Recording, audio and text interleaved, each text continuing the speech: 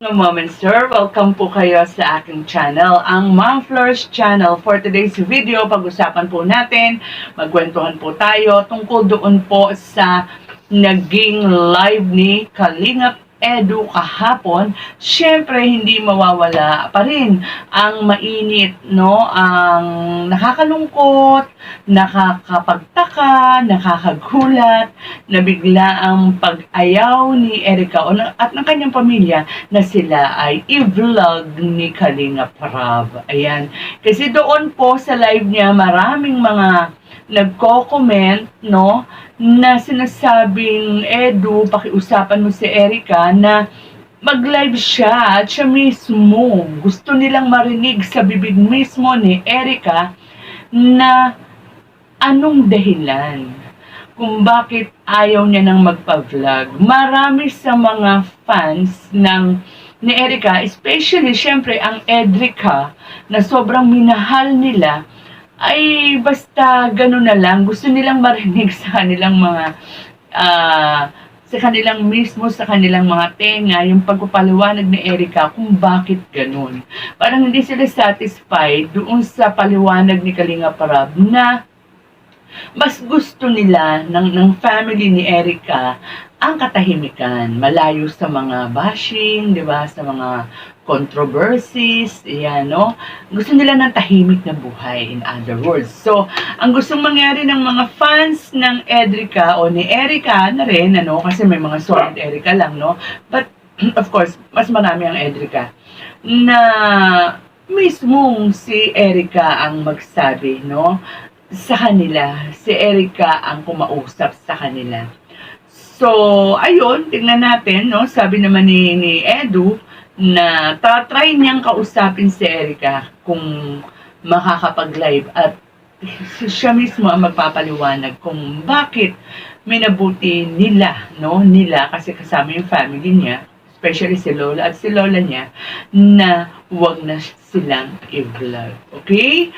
So, sana nga makumbinse para marinig natin. Pero alam mo kung titignan natin ano, ang sinasabi naman ni Kalinga Prab sa kanyang live, naunawaan naman niya. Naunawaan ni Rab at pinupunto naman ni Rab na napakaganda naman ng ginawang kumbaga pagpapaalam ni na Lolo at Lola, at sinasabi niya na mabuti nga yung nagpaalam agad hanggat hindi pa napapabahayan kaysa yung natapos na yung bahay saka biglang umayaw. Kumbaga malinis ang kanila or maayos naman ang kanilang usapan. And sa katotohanan nga ay binati pa ni Erica si Kalinga Prab sa kanyang nakaraang kaarawan. Belated happy birthday nga pala sa ating idolo na si Kalinga Prab. Ayan. So, bagamat alam natin na hindi naman ganoon, no, kasaya si Rab, kasi namin naman niya yun di ba, nung sa birthday niya may mga nagtatanong sa kanya, sinabi niya na nung mga nakakaraang araw-araw, no, especially yung pagkagaling niya doon kina Lolo at Lola, at nalaman niya na hindi na nga magpapa-vlog, talagang halos di raw siya nakatulog, inisip kasi kumbaga ang daming plano napakadaming plano, and tas ganun nga, no, parang nawala lang kumbaga napunta lang sa wala. Pero si Rob na rin ang nagsabi na intindihin na lang natin kung ano man yung iniisip nating totoong dahilan kung bakit umayaw sila Erica, igalang na lang po natin ang desisyon.